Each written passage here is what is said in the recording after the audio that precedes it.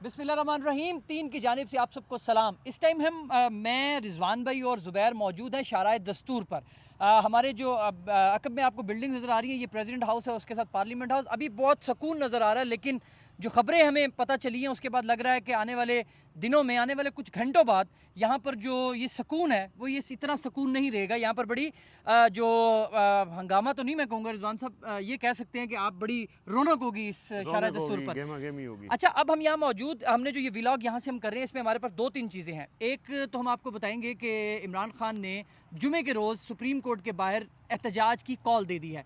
ये कैसे, ये कहाँ से आइडिया आया, ये इमरान खान का है या वो जो 6 घंटों की मीटिंग हुई थी उसमें डिसाइड हुआ, ये हम बात करेंगे। दूसरे नंबर पर मौलाना फजल रहमान के साथ आज कुछ सीनियर सहाफ़ियों की मुलाकात हुई है, उसमें भी मौलाना साहब ने कुछ बड़ी अहम बातें की और अपना जो एक मौक़िफ़ है उसको दोबारा दोहराया है। उस मुलाकात का हवाल भी आपको बताएंगे। और इसके साथ अडियाला जेल में आज इमरान खान को कुछ शिकायतें भी की गई हैं। वो शिकायतें क्या हैं, ऑब्वियसली आपको पता है, ज़ुबैर साहब इस तरह की स्टोरीज़ के साथ आते हैं तो उनसे ये स्टोरी भी लेंगे। पहले मेरे ख्याल में ज़ुबैर भाई उससे स्टार्ट करते हैं कि जुमे की कॉल है। रिजवान साहब, जुमे को इमरान खान ने कॉल दिया। अभी तक तो हम जो हमने लास्ट व्लॉग किया हमने उस पर बताया था कि कोई भी ऐसी एक्टिविटी जो है वो सामने नहीं आ रही, लेकिन अभी कुछ ही घंटों बाद आप देखें कि एक नई चीज़ जो है वो सामने आ गई है। बिल्कुल, ये आज इमरान खान से जो लोग मिल के आए थे उन्होंने ये कहा है कि आप जो जुमे का एहतजाज होगा ना, पहले जुमेरात के एहतजाज का भी उन्होंने कहा था, वो मकसद यही था कि कोई दिन खाली ना जाए। तो अब जुमेरात का एहतजाज तो नहीं हो रहा, जुमे का जो एहतजाज है, पहले ये था कि वकला पूरे मुल्क में एहतजाज करेंगे और PTI के लोग उसमें शामिल होंगे। लेकिन अब ये है कि इमरान खान ने ये कहा है कि जुमे के दिन वकला को ये कहा है कि आप शारे दस्तूर के ऊपर सुप्रीम कोर्ट के बाहर एहतजाजी मुजाहरा करें और उससे बेसिकली अदलिया के साथ जो इज़हार यकजहती का बेसिकली ये सारा प्लान है कि अदलिया के हवाले से जो आइनी तरमीम आ रही है उसके ख़िलाफ़ अवामी रद्दअमल है। तो उसका आगाज़ जो जुमे का दिन उन्होंने इंतखाब किया है ना, जुमे के दिन सुप्रीम कोर्ट से इसका आगाज़ हो जाएगा, इस एहतजाजी अच्छा, जो ये स्ट्रीट मूवमेंट होगी या अभी सिर्फ ये वोकल जो एहतजाज वोकला के हवाले से कह रहे थे वो देखिए, एक ये? माहौल बनना शुरू हो जाएगा जुमे के दिन से, क्योंकि अब हुकूमत के पास भी वक्त कम है और उन्होंने मोस्ट लाइकली अक्टूबर के पहले हफ्ते में इजलास बुलाना है और आइनी तरमीम करनी है।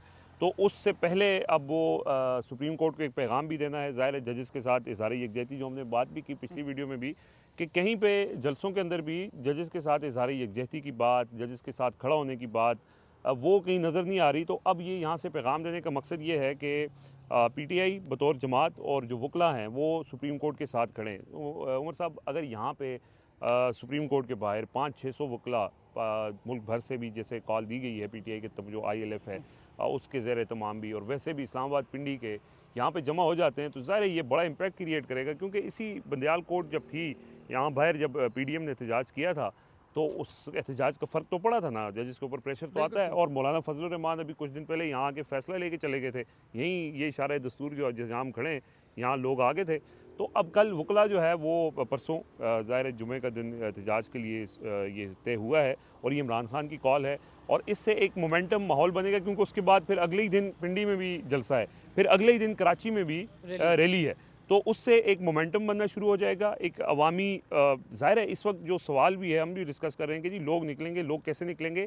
लोग इस तरह निकलेंगे कि ये तहरीक है, कि ये तो नहीं कि एक दिन की कॉल होगी, ये एक प्रोसेस है, एक माहौल बनेगा और फिर उसके बाद फाइनल कॉल होगी। ऐसे ही। और फिर यहाँ से जो तहरीक शुरू होगी वो फिर मुख्तलिफ शहरों से जाते जाते अल्टीमेटली जाके यहीं ख़त्म होनी है। और वो मोस्ट लाइकली अक्टूबर के पहले हफ्ता होगा जब ये आइनी तरमीम कर रहे होंगे, तो तब तक और भी चलें, इस चीज़ें पे क्लियर हो जाएंगी। वो तो डिसाइड अभी आने वाले दिनों में हो जाएगा। ज़ुबैर साहब, ये मुझे बताएं, आज आपने व्लॉग में ये कहा था कि कुछ भी नहीं हो रहा, कुछ भी ये नहीं कर रहे, और अभी रिजवान साहब ने भी बता दिया कि ये कॉल भी इमरान खान ने दिया है। तो अब आपको लगता है कि कॉल तो, अब जारी बात है, इमरान खान ने तो एहतजाज नहीं करना, उन्होंने तो कॉल देनी है और वोकल हैं, तो आप कैसे देख रहे हैं, आपके क्या ज़राए कहते हैं कि क्या होगा? देखें, सबसे पहली बात तो यह है कि इमरान खान इस वक्त चाहते हैं कि ये जो मूवमेंट है ना, ये ऑर्गेनिक मूवमेंट हो, वकला बाहर निकलें। इन जजेस के साथ, जो जस्टिस मंसूर अली शाह के साथ 11-13 जजेस हैं, बल्कि उससे भी बड़ी तादाद में हैं, हाई उन कोर्ट के जजेस जजेस। के साथ जो है वो इज़हार यकजहती की जाए। और उसके अलावा जो हाई कोर्ट के जजेस हैं उनके साथ इज़हार यकजहती करने के लिए यहाँ पर सुप्रीम कोर्ट के बाहर जो है वो एक एहतजाज अपना रिकॉर्ड किया जाए। लेकिन बुनियादी तौर पर मसला ये है कि जो वकला की जो तहरीक है ना, वो भी बड़ी सुस्त रवि का शिकार है। उसकी बहुत सारी वजूहात में से एक वजूहात ये भी हैं कि जो वकला की तंजीमें हैं ना, उनके ऊपर बहुत ज़्यादा माल लगा हुआ है। DHA में प्लाट्स जो है ना वो उनके दिए गए हैं। तो आज़म नज़ीर तारड़ जो वज़ीर कानून है और बाकी भी तमाम जो वजारत ख़जाना के एक तरह से ख़जाने के मुँह जो हैं वो खोले गए हैं।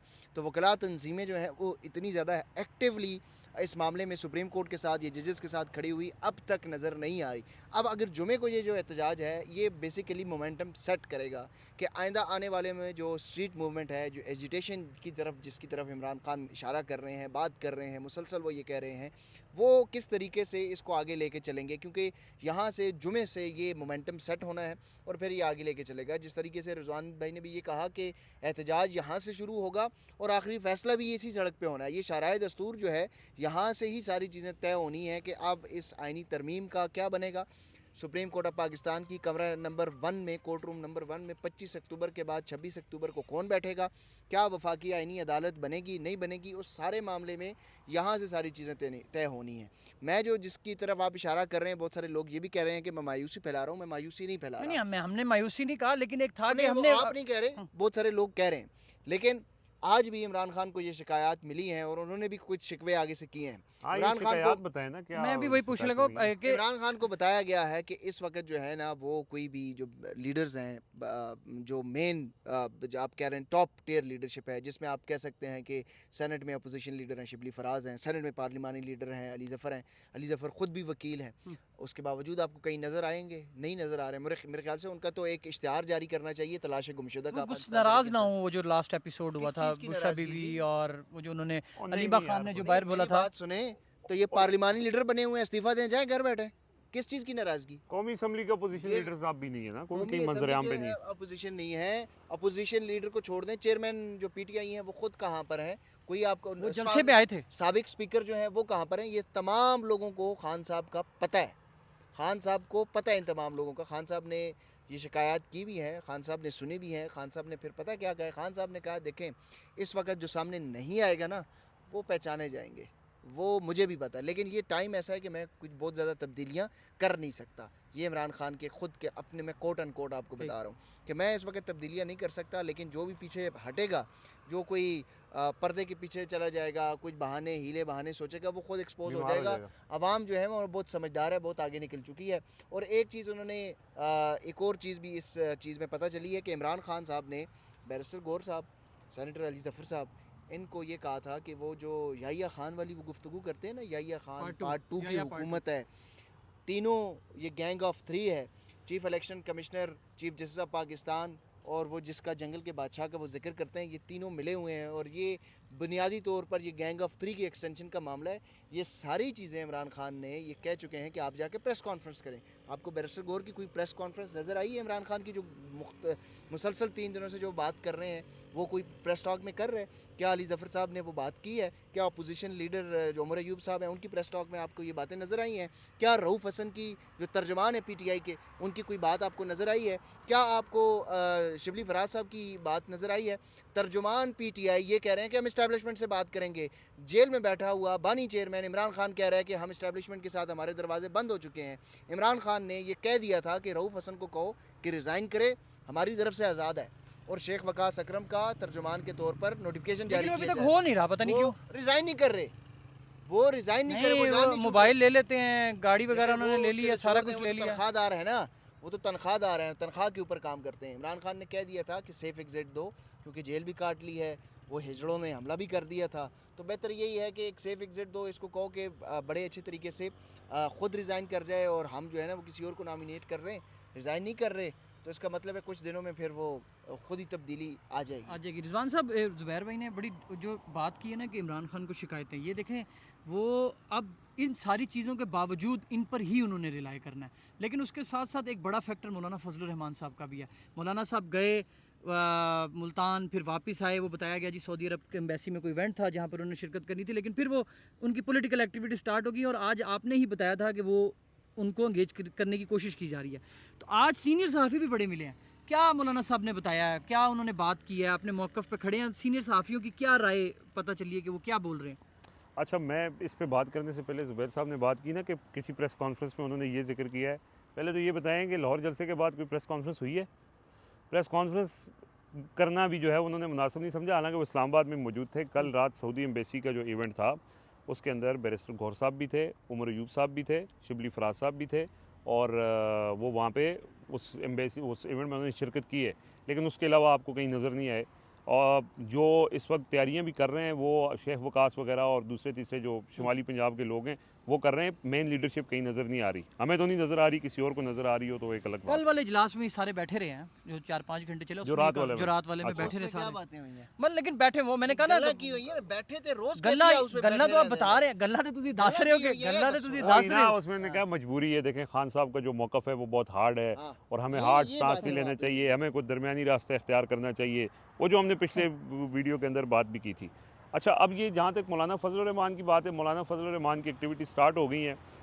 आज मौलाना फजल रहमान से पीटीआई के लोगों ने मिलना था, लेकिन वो किसी वजह से नहीं मुलाकात हो सकी। ये यहाँ पे थे भी नहीं, मसरूफियात भी होती हैं, अदालतों में भी जाना होता है। कल 6 बजे मौलाना फजल रहमान से पीटीआई का वफ़द मिलने जा रहा है और उसके अंदर ज़ाहिर है ये बड़ी इंपॉर्टेंट मीटिंग होगी, क्योंकि उस मीटिंग में अब ये आईनी तरमीम ये पहले तो रुक गई है ना, अब जो पीटीआई का जो मौक़िफ़ है और पीटीआई का जो एक है कि इसको बज़ोर अवामी ताकत रोकना है, और मौलाना फजल रहमान अवामी ताकत में एक बहुत बड़े स्टेक होल्डर हैं, तो उसमें उनके सामने ये दरख्वास्त रखी जाएगी कि आप इसमें जो हमारे एहतजाजी मुजाहरे हैं और जो हमारी एहतजाजी तहरीक है इसके अंदर आप शिरकत करें। तो उसमें अब उसमें आगे फर्दर डिस्कशन होनी है। लेकिन जो आज मौलाना फजल रहमान से सीनियर सहाफ़ी मिले हैं, मौलाना ने उनको बुलाया हुआ था और उसके अंदर उन्होंने बड़ी डिटेल डिस्कशन की। एक तो वो ज़ाहिर है उनका जो अफ़गानिस्तान वाला मामला है, खैबर पख्तूनख्वा और बलूचिस्तान का इशू है, उसके ऊपर अच्छा, मौलाना ये का मौक़िफ़ है। एंकर्स थे सारे या हाँ, ज़्यादा सारे एंकर्स ही थे, सीनियर सहाफ़ी थे, हामिद मीर थे, काशिफ़ अब्बासी थे, तलत हुसैन थे, अबसार आलम थे, आसमा शिराज़ी थी और भी काफ़ी सारे लोग थे।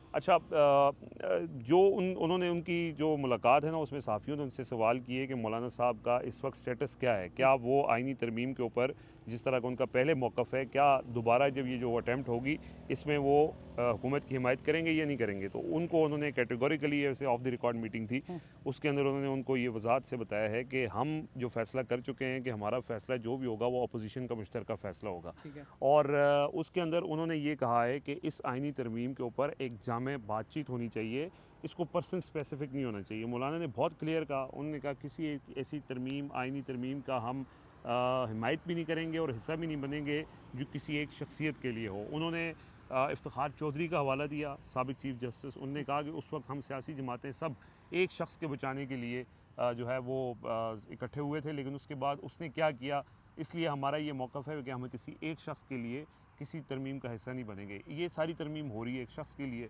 तो इसमें बहुत क्लियर है मौलाना कि वो इसका हिस्सा नहीं बनेंगे। वो ये चाह रहे हैं कि इसके ऊपर एक ग्रैंड डिबेट हो और आइनी अदालतें, ज़ाहिर है ये हमारा भी वो कह रहे हैं मौक़िफ़ कि है। आईनी अदालत हो। मैं इमरान उसके हक खान में का हूँ। भी इमरान खान का भी मौक़िफ़ है, मैं थोड़ा सा इसको कंप्लीट कर लूँ। इमरान खान का भी ये मौक़िफ़ है आइनी अदालतों और चार्टर ऑफ डेमोक्रेसी के सिग्नेटरी हैं। इमरान खान से अगले दिन ये सवाल हुआ था कि खान साहब आप आइनी अदालतों के हामी थे और आप अब क्यों मुखालफत कर रहे हैं? तो उन्होंने कहा ये आइनी अदालत थोड़ी है, ये तो काजी फाइज ईसा को ये वो कर रहे हैं। और जैसे गैंग ऑफ 3 का जिक्र करते हैं वो कि जी गैंग ऑफ 3 की एक्सटेंशन का, क्योंकि पहले एक की एक्सटेंशन होनी है, फिर दूसरे की होनी है, फिर तीसरे की होनी है, क्योंकि यही चंद कदम फासले पे चीफ इलेक्शन कमिश्नर भी बैठते हैं। उस पर भी थोड़ा सा बात करेंगे कि वहाँ पे भी उनको बड़ा टफ टाइम मिल रहा है। 7 दिन हो गए हैं, वो 7 इजलास इन 2-1 दिनों में कर चुके और हैं अभी चुके हैं। तक। अच्छा, चूँकि हमने ये बात की थी कि मौलाना फजल रहमान ने पीटीआई को ये कहा था कि आप इस मामले को डिले करें, आप अपना ड्राफ्ट लेके आएँ हम हुकूमत को, तो मौलाना ये चाह रहे हैं कि हम हुकूमत को इंगेज रखें। ठीक है, इंगेज रखते रखते रखते ये महीना गुजार जाए, महीना गुजर गया उसके बाद जो मर्जी आइनी तरमीम कर लें, वो तो आप बैठ के बात कर सकते हैं ना, मुत्तफ़िका आइनी तरमीम ला सकते हैं, लेकिन वारदात को रोकने का तरीका यही है कि आप इसके अंदर इस मामले को लटकाएं। तो आज जो उनकी साफ़ियों से गुफ्तगू हुई है उसके अंदर भी उनका ज़्यादा जोर इसी के ऊपर था, और वो ये कह रहे हैं, जैसे अब पिछली वीडियो में ज़ुबैर साहब ने ये बताया था कि मौलाना साहब को इंगेज कर लिया गया है, तो मौलाना साहब उनके साथ इंगेज हैं, इसमें कोई शक नहीं है, लेकिन वो इंगेजमेंट अपनी मर्जी पे कर रहे हैं कि इनको अभी लटकाओ और मामला गुजारो ये महीना और इस बंदे से जान छुड़ाओ। आपकी भी बात हुई होगी, जो लोग मुलाकात आज हुई है, तो आपको क्या लगता है देखें, कि इसमें- मौलाना साहब एंगेज हो गए हैं, नजर आ रहे हैं? क्योंकि रिजवान नहीं, साहब एंगेजमेंट तो उन्होंने शुरू की हुई है ना, वो चाहते ही ये है कि टाइम हम डिले करें, डिलेइंग टैक्टिक्स इख्तियार की जाए। 2-3 इंपॉर्टेंट चीज़ें जो आज उन्होंने बताई हैं ना, एक तो ये है कि उन्होंने ये बताया कि शहबाज शरीफ ने ये कहा है कि हम इस मसवदे की सपोर्ट करते हैं, ठीक है, और उन्होंने मौलाना साहब को कहा है कि मौलाना साहब आप बस कर दें, हमारे लिए आप भी थोड़ी सी नरमी इख्तियार करें। जरदारी साहब के बारे में उन्होंने ये कहा कि जरदारी साहब जब गए हैं तो उन्होंने अकेले में उनसे मुलाकात की, जब अकेले में मुलाकात की तो जरदारी साहब ने हाथ जोड़े और कहा कि साईं अब बस कर दें, हमें आपकी ज़रूरत है। ये मौलाना फजल रहमान की साथ इन तमाम लीडर्स की बात हुई है। छोटे जरदारी साहब जब गए तो छोटे जरदारी साहब ने उनको कहा कि मौलाना साहब ये, क्योंकि मौलाना ने जो आर्टिकल 8 है उसके ऊपर और मिलिट्री कोर्ट्स के ऊपर बहुत ज़्यादा 199 और 8 आर्टिकल 8 आर्टिकल 8 199 और मिलिट्री कोर्ट्स का मामला भी इसमें था जो कि निकाल दिया गया है। तो उसके ऊपर मौलाना ने जो है वो कहा कि हम इस चीज़ को तो सपोर्ट नहीं कर सकते। तो बिलावल ने फिर ये कहा कि हम तो नहीं रोक सकते, अगर आप रोक सकते हैं तो फिर उसको रोक लें। तो ये एक बुनियादी चीज़ है। दूसरा ये है, मौलाना साहब ने आज ये बताया सहाफ़ियों को कि इसमें ऐसी आईनी तरमीम की जा रही थी कि कल को कोई भी सिविलियन जो है वो कुछ भी कहता ना तो उसको आराम से वो सारा फौजी कंट्रोल अदालतों में। आपने इस्टेब्लिशमेंट के हाथ दे दिया था। फिर इसमें फ़ौजी अदालतों का मामला है। फ़ौजी अदालतों में वो टाइम बाउंड करना चाहते हैं क्योंकि उनको भी पता है कि फ़ौजी अदालतें जिस तरह नवाज़ शरीफ के दौर में भी टाइम बाउंड हुई, फिर इमरान खान ने उसकी एक्सटेंशन की, अब वो दोबारा से वो मामला करना चाह रहे हैं और सिर्फ मकसद जो है वो इमरान खान को टांगना है। तो ये सारे वजूहात के बाद भी इमरान खान मौलाना ने ये बात कही कि मेरा जो फ़ैसला है ना वो मुतफ़िका अपोजिशन का फ़ैसला होगा। मैं पीटीआई के बगैर कोई फ़ैसला नहीं दे सकता, पीटीआई मेरे बगैर कोई फ़ैसला नहीं दे सकती। बुनियादी तौर पर जो सहाफ़ी आज मिल कर आए हैं उनकी जो, मैं अपनी बात नहीं, उनकी असेसमेंट ये है कि मौलाना इस वक्त टाइम गेन करना चाह रहे हैं और मौलाना चाहते हैं कि अब 1 महीना रह गया है, वो 1 महीने में हम मुज़ाकरात करें, क्योंकि मौलाना ने कहा कि कुछ तजावीज़ हुकूमत की आएगी, कुछ हम अपनी बनाएंगे, कुछ पीटीआई वाले इनको कहा आएंगे, भी था, इनको फिर कहा भी पीटीआई हाँ, वालों को कि फिर बनाएंगे। पीटीआई की आएंगी, फिर उसके बाद हम अपना मजलिस आमला का जो इजलास है उसको बुलाएंगे, फिर हुकूमत के साथ बात करेंगे, पीपल्स पार्टी के साथ अलग बात। तो वो ये चाह रहे हैं कि ये 1 महीना गुजार लें, उसके बाद देखेंगे तो अगर ये हुकूमत पीटीआई को समझ इंटरेस्टेड क्यों होगी। नहीं आ रही ये बात, वो क्यों नहीं करना चाह रहे? वो अब मुलाकात, कल मुलाकात मेरे ख्याल में कल होगी। मुलाकात बात है मसला ये है ना, पीटीआई के अंदर ये असल में इस पार्टी में ना हर दूसरा बंदा इमरान खान बनने की कोशिश कर रहा है, हर बंदा लीडर बनने की कोशिश कर रहा है। अब जो डॉक्टर आरिफ अलवी और मौलाना के दरमियान जो कम्युनिकेशन है या जो अंडरस्टैंडिंग बन चुकी है ना वो बेहतर है और वो दोनों एक पेज पे हैं और एक फ्रीक्वेंसी के ऊपर खेल रहे हैं। पीटीआई के अंदर अभी भी आज देख लेंगे कि 2 दिन बाद सोशल मीडिया पर दोबारा कैंपेन शुरू हो जाएगी कि मौलाना बिक गए हैं। लेकिन मौलाना ने इस आइनी तरमीम पे कैटेगोरिकली ये कहा है कि वो उनका फ़ैसला जो है वो मुतफ़िका तौर पर होगा, वो पीटीआई को साथ लेके चलेंगे। और दूसरी तरफ कुछ पीटीआई के अंदर ऐसे लोग छोड़े भी गए हैं जो जानबूझकर स्पॉइल करते हैं। ये स्पॉयलर्स के इन- तौर पर काम करें और वो उनको डायरेक्शन कहीं और से आ रही होती हैं ताकि मौलाना और पीटीआई के दरमियान जो है वो बदएतमादी की लेकिन फिज़ा लेकिन रिजवान साहब, बढ़ती जो असद कैसर साहब के घर जो मुलाकात हुई थी डॉक्टर आरिफ अलवी की मौजूदगी में, मौलाना फजल रहमान शाही ज़ोहराने पे आए थे, उसके बाद मेरे ख्याल में अब वो जो स्पॉयलर्स हैं ना वही आपको नज़र आ रहे हैं कि वो पीछे हो गए हैं। मतलब वो कोई दोबारा इतने एक्टिव मौलाना साहब के साथ बातचीत में वो एक्टिव नहीं है। अब शायद बात सिर्फ आसिफ अली आरिफ अलवी। प्रेसिडेंट की गल आई थी, आसिफ अली जरदारी का ना आ गया। डॉक्टर आरिफ अलवी और मौलाना फजल रहमान के दरमियान ये मेरे ये ख्याल में बात होगी। बिल्कुल दुरुस्त है कि वो मामलात अब वो डायरेक्ट कंट्रोल कर रहे हैं। तो वो तो मौलाना वाला इशू नहीं है। वो असल प्रॉब्लम यही है कि अब ये जो वारदात है ना, यहाँ से 63A वाला मामला आना है, उसके ऊपर अब 30 तारीख में इम्पॉर्टेंट है। उसके बाद अब क्या नई वारदात क्या होती है, क्योंकि वहाँ पे भी अभी एक चैलेंज है इनको जस्टिस मुनीब अख्तर की सूरत में। अच्छा, यही मैं बात कर रहा था कि अभी इतना स्मूथ सेलिंग नहीं है उनके लिए। अब इलेक्शन कमीशन ने 7 दिन मुसलसल इसके ऊपर इजलास करके देख लिया। उनको समझ नहीं आ रही कि भाई हम 7 इजलास, हाँ 7 7 इजलास इसके ऊपर कर लिए हैं और उनको समझ नहीं आ रही कि मखसूस नशस्तों पर सुप्रीम कोर्ट के फैसले पर अमल करें या ना करें। क्यों नहीं आ रही कि जो इलेक्शन कमीशन है उसके अंदर से जो 2 मेंबर्स हैं ना, उनका ये क्लियर मौक़िफ़ है कि भाई सुप्रीम कोर्ट का फ़ैसला है, ये हमारे ऊपर बाइंडिंग है और अगर हम ये फ़ैसला नहीं मानेंगे तो हमारे ऊपर आर्टिकल 6 लगेगा। आर्टिकल 6 इसलिए लगेगा और ये आर्टिकल 6 से बचने के लिए ये सारा, चूँकि जितने भी लोग हैं ये सारे इलेक्शन की जो चोरी हुई है, और इलेक्शन की चोरी का मुतासरा सिर्फ इमरान खान नहीं है, मौलाना फजल रहमान भी उसके अंदर जो है वो एक बड़े फ्रीक हैं और उनको भी इलेक्शन के ऊपर पीपल्स एतराज़ है। पार्टी भी लाहौर में इतराज़ करती है, हाँ। पंजाब में। अब इलेक्शन चोरी के अंदर जो गैंग ऑफ 3 के इमरान खान बात करते हैं, उनका यही है ना कि अगर हम यहाँ से निकल गए, अगर हमें यहाँ से प्रोटेक्शन ना मिली तो हम तो सीधे सीधे तंगे जाएंगे। हमने तो इस मुल्क में आइन तोड़ा है, पहले एक दफ़ा आइन तोड़ा, उसके बाद इलेक्शन में जो इन्होंने कारनामे किए हैं वो खुलेंगे सारे अगर चीफ जस्टिस चेंज हो जाते हैं। और ये इसी से बचने के लिए वो इसका हिस्सा बन रहे हैं। लेकिन उनको 2 मेंबर्स अभी भी ये कह रहे हैं कि हमें इसका हिस्सा नहीं बनना चाहिए। पूरी कोशिश कर रहे हैं कि कोई इत्तफाक़ राय बन जाए, लेकिन अभी तक ये इत्तफाक़ राय नहीं बना और इलेक्शन कमीशन कशमकश का शिकार है। इसी तरह अदलिया के अंदर ये अदलिया देखें, जस्टिस बंदयाल अकेले रह गए थे, जस्टिस बंदयाल की कंट्रोल ख़त्म हो चुका था, उनके पास मेजॉरिटी नहीं थी। लेकिन इस वक्त जस्टिस मंसूर अली शाह जो हैं वो उनके साथ जजेस भी खड़े हैं, उनके साथ हाई कोर्ट्स भी खड़ी हैं, उनके साथ वकला भी खड़े हैं और उनके साथ पाकिस्तान की बड़ी पॉलिटिकल पार्टीज़ भी खड़ी हैं। तो वो इस वक्त बेहतर पोजीशन में है। जो सुप्रीम कोर्ट के हवाले से जो हमारे दोस्त हैं सुप्रीम कोर्ट को कवर करते हैं, ये जस्टिस मंसूर अली शाह को या इस सारे मामले को बड़ा क्लोजली देखते हैं, वो अपनी तैयारी उनकी भी पूरी है। वो भी उनको भी पता है कि यार ये हमने हमारे अदारा ख़त्म किया जा रहा है, हमारे ऊपर हमला, पीटीआई के ऊपर तो हमला नहीं हो रहा, पीटीआई तो उसकी सेकंड वो होगी मुतासरी अफेक्टी होगी, पहला अफेक्टी तो पूरा इदारा होगा, ठीक है। सुप्रीम कोर्ट है। सो इसमें जहाँ पे, इसीलिए जैसे ज़ुबैर साहब ने बात की कि इमरान खान ये चाहते हैं कि इसमें अदलिया जो मेन जो फ्रीक है या मेन इफेक्टी है वो आगे चले, उसमें हम उनके साथ पीछे चलें और ये एक पूरी तहरीक की शक्ल हो, तो वो चीज़ें उनको पता है। हाई कोर्ट्स के ऊपर कंट्रोल है, अदलिया के अंदर पाकिस्तान बार काउंसिल जो एक बड़ा जो प्लेटफॉर्म है, जो कई अरसे तक मुस्लिम लीग नून का वकला विंग बना रहा, उसके अंदर से लोग जो है वो पटिशनें कर रहे हैं, दरख्वास्तें दे रहे हैं, इजलास कर रहे हैं, इस अमेंडमेंट पे अपनी राय दे रहे हैं, तो ये वकला भी होंगे। लास्ट में रिजवान बनेगा साहब इस पे छोटा सा कमेंट कर दें, वो मैंने आपसे आज दिन में भी सवाल पूछा था, बल्कि शाम में, कि अगर ये, क्योंकि इमरान खान चाह रहे थे कि ये वकला तहरीक मतलब इस तरह से चले जिसमें मतलब ऑर्गेनिकली हो और ये वो प्योर वकला तहरीक और पीटीओ से बैक करे, लेकिन अब ये जो वकला तहरीक और वकला की जो कॉल दी गई है जुमे के रोज़, इससे आपको क्या लगता है कि क्या इस पर पीटीए का इम्पैक्ट होगा, या जिस तरह जुडिशरी के लिए लोग वकला पहले खड़े होते हैं उस तरह खड़े होंगे? देखिए, कॉल तो इमरान खान ने तो सिर्फ तजवीज़ दी है ना, कॉल तो बार कौंसल्स ने देनी है, ये रावलपिंडी और इस्लामाबाद की बार जो हैं वो निकलेंगी, तो अब उसमें देखिए कि कितने बड़ी तादाद में यहाँ पे सीनियर लीडरशिप पहुँचती है। वो जो हामिद खान साहब भड़के मार के गए हैं, अब देखना होगा ना जुमे को वो यहाँ पर पहुँचते हैं, जिस तरीके से उनको अदालत से डिसग्रेस करके चीफ जस्टिस काजी फायज़ ईसा ने बाहर निकाला था, क्या उनके पीछे जो उनकी पूरी लीगल पूरा ग्रुप है वो खड़ी होगी या नहीं, ये वकला का भी टेस्ट है ना। तो अब ये ठेका तो किसी ने एक बंदे ने तो नहीं उठाया, ये सियासी जमात का तो मसला नहीं है, आइन में तरमीम करनी है, ठीक है। इस वक्त वो सियासी जमात जो है वो रगड़ा खा रही है, कल को दूसरे खाएंगे, तीसरे खाएंगे, वकला भी इसी रगड़ा खाएंगे, ये वकला भी रगड़े में आएंगे ना।